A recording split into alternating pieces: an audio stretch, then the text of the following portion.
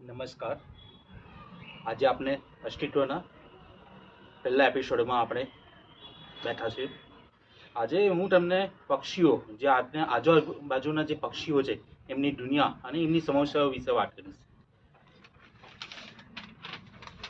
આપણે જોઈએ છે કે સવારે ઉઠતા જ પક્ષીઓનો અવાજ આપણું મન કેવું આમ ટરબટર કરી દે છે.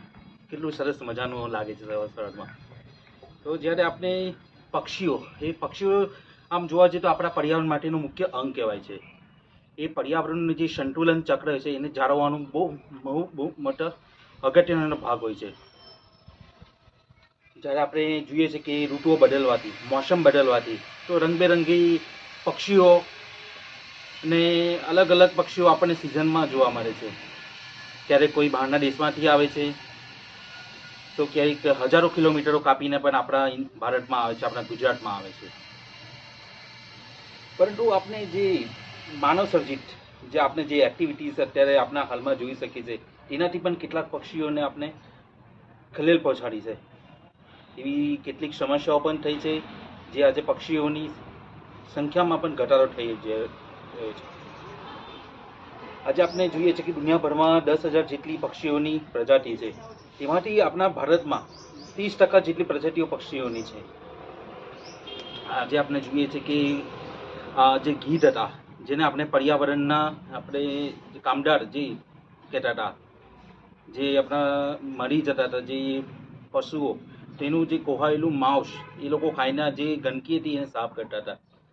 તે પણ એક આપણે જે ડાયોપ્લેનેક જે કહેતા હતા કે આ એક પ્રકારની જે ઢોરમાં આપણે ઇન્જેક્શન આપતા હતા, તેના લીધે આજે ડાયોપ્લેનેક દવાથી ગીધોની પણ સંખ્યા ઓછી થઈ ગઈ છે. ગ્રેટ બસ્ટર્ડ આવે છે, બર્ડ આવે છે, એની પણ હવે ઘણા ઓછા જોવા મળી રહ્યા છે.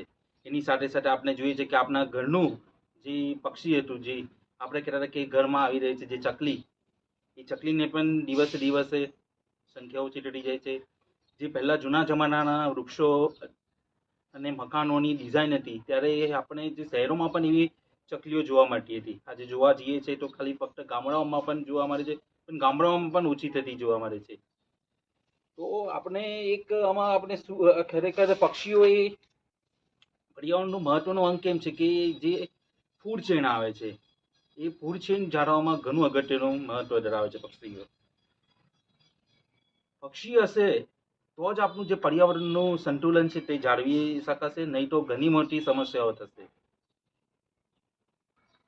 આપણે જોઈએ છે કે સવારે ઉઠતા જ કેટલીક ઘરેલું આપણા જે ગોરૈયા કીએ છે, પછી ડ્રોંગો છે, નીલકંઠ છે, બુલબુલ છે, કબૂતર છે, આવા બધા પક્ષીઓ આપણે જોવા મળે છે.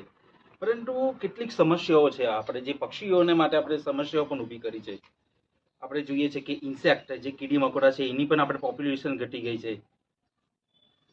આજે જે ચકલીઓ છે એનો મુખ્ય ખોરાક આપણે ઇન્સેક્ટ જ હતા, જે કીડા મકોડા જ હતા, તે પણ આપણે ઓછા કરી નાખ્યા છે. કેમ કે જે આપણે ખેતીમાં કે જે પણ આપણે જોઈએ છે કે પેસ્ટિસાઇડનો વધારે પ્રમાણમાં આપણે ઉપયોગ કરીએ છીએ, તેના લીધે કીટકોની પણ સંખ્યા ઓછી થઈ ગઈ છે. કીટકોની સંખ્યા ઓછી થવાથી પક્ષીઓની પણ સંખ્યા ઓછી થઈ ગઈ છે.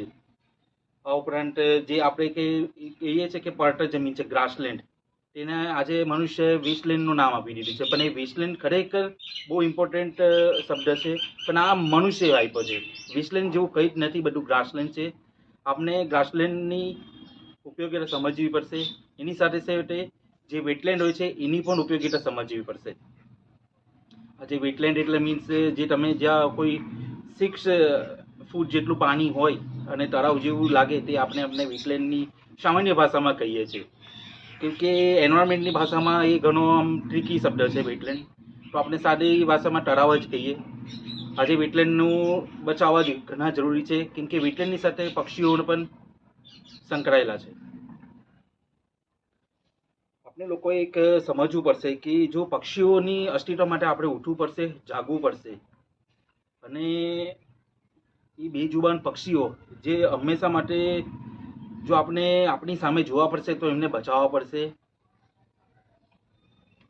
અને અત્યારે જોઈએ છે કે આપણે ઉનાળો છે, આજે ઉનાળામાં પણ ગરમીમાં દરેક વ્યક્તિને હું અનુરોધ કરું છું કે તમે પાણીનું કુંડું મૂકો. એની સાથે સાથે તમે અનાજના કોઈ દાણા હોય, ચોખા હોય, ઘઉં હોય, કે જેવા અન્ન મૂકો, કે જેથી આજે પક્ષીઓ તમારા ઘર આંગણે આવશે અને એવા તમે આ જોઈ શકો છો આજુબાજુ આ વૃક્ષો ને આ બધું વાવવા પડશે તો જ પક્ષીઓની હાજરી આવશે તમારી પાસે ઘરની આજુબાજુ અને પક્ષીઓ જોવા મળશે.